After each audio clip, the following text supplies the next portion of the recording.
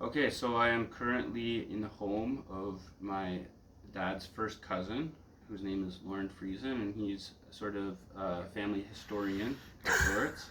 And he has this rare book, which is about my great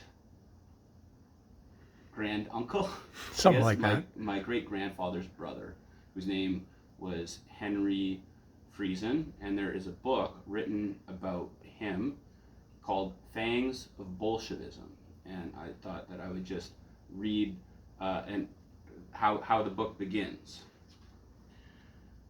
Your $5,000 are required by us right now for organization of Bolshevism in this country.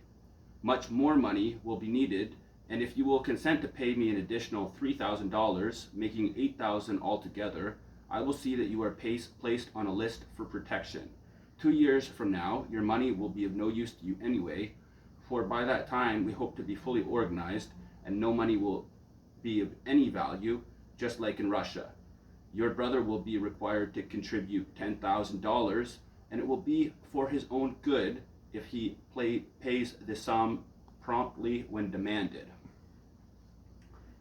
So, what the author of this book is alleging is that after my great grandfather and his family came to Russia, other German speaking people from Russia came and tried to extort them so that they could help overthrow the government of Canada. And my great grandfather and his brother refused, and then there was a protracted conflict that's sort of known as the Mennonite Civil War, which included a series of trials. And my cousin also has this letter, and I'm going to read you an excerpt from this letter, which is from the person who was, according to this book, attempting to extort my great grand uncle. And in this, he is in prison. He is awaiting extradition to Russia, and has converted to Christianity and is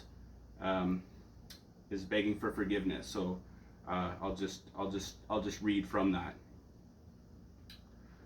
I have discovered that I am nothing, but that Jesus is the resurrection and the life.